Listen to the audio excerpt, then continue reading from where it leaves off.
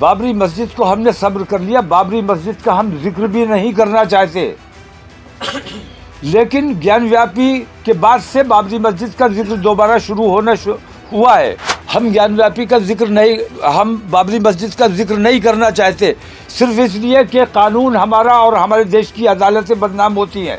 उन दूसरे पक्ष के मूर्तियाँ रखने को अपराध माना, उन्होंने विध्वंस को अपराध माना, सब कुछ अपराध माना। अपराधियों के हवाले, आस्था की बुनियाद पर अपराधियों के हवाले हमारी जायदाद कर दी गई, ये अन्याय नहीं है।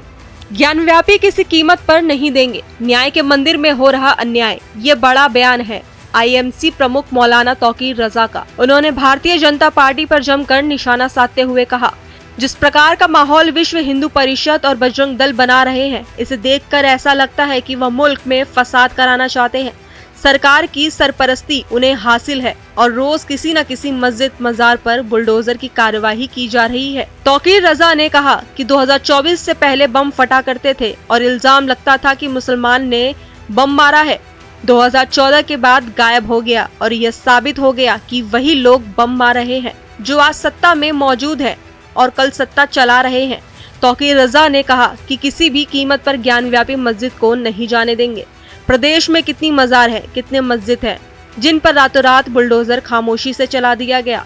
मस्जिद जबरदस्ती हथियाने की कोशिश की जा रही है। तौकीर रजा ने आगे कहा कि न्याय के मंदिर में अन्याय हो रहा है, न्याय नहीं हो रहा है, इसलिए यह तय करते हैं कि शुक्रवार के दिन यानी कि जुम्मे के दिन गिरफ्तारी देंगे। जब तक कि यह बेईमानी चलती रहेगी, हिंदुस्तान में आजाद रहने के लिए तैयार नहीं है।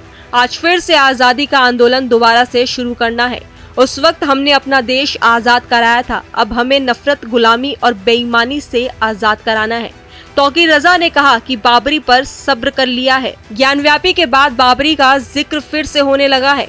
हम बाबरी का जिक्र करना नहीं चाहते क्योंकि इससे हमारा देश का कानून और अदालत बदनाम होती है। फसाद खत्म होने के डर से तमाम बेईमानी को बर्दाश्त कर लिया। सरकार के दबाव में अदालत काम कर रही है। अदालत साबित करे कि इंसाफ हो रहा है। अदालत को अपना वजूद दिखाना है। कैसे कुछ लोग राज्यसभा के मेंबर बन गए, कैसे गवर्नर बन गए, इन्होंने अपना ईमान बेचा है, इसलिए इनको यह इनाम मिले हैं। अभी जस्टिस नजीर को गवर्नर बनाया जा रहा है। अगर इनका जमीर जरा भी जिंदा है तो गवर्नर का ऑफर ठुकरा देते। आप अदालत को बदनाम करने का कार्य कर रहे हैं, इससे बड़ा अपराध और पाप नहीं हो सकता। कुछ भी लागू कर, यूसीसी हिंदुस्तान में लागू है। आपको भरोसा है? क्या आपको बेईमानी नजर नहीं आ रही है? बाबरी मस्जिद को हमने सब्र कर लिया, बाबरी मस्जिद का हम जिक्र भी नहीं करना चाहते, लेकिन ज्ञानव्यापी के बाद से बाबरी मस्जिद का जिक्र दोबारा शुरू हुआ है। हम ज्ञानव्यापी का जिक्र नहीं, हम बाबरी मस्जिद का जिक्र नहीं करना चाहते, सिर्फ इसलिए कि कानून हमारा और हमारे देश की अदालतें बदनाम होती हैं। बाबरी मस्जिद के सिलसिले में जो बेईमानी की, हमने सब्र कर लिया कि किसी सूरत से फसाद खत्म होना चाहिए।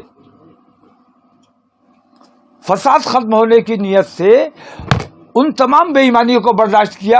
उन्होंने हमारा बाबरी मस्जिद पे हक भी माना, हमारी मिल्कियत मानी, और उन दूसरे पक्ष के मूर्तियाँ रखने को अपराध माना, उन्होंने विध्वंस को अपराध माना, सब कुछ अपराध माना।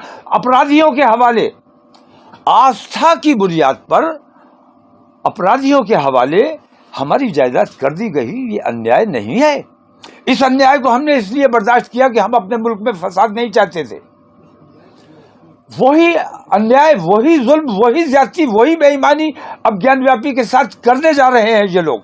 आगे उन्होंने कहा कि आत्महत्या करने का प्रावधान हमारे यहाँ नहीं है, इसलिए गिरफ्तारी देने का फैसला किया है। जो देश में इन दिनों हो रहा है बेहद दुर्भाग्यपूर्ण है। तब तक यह गिरफ्तारी चलती रहेगी जब तक देश से यह अन्याय खत्म नहीं होगा।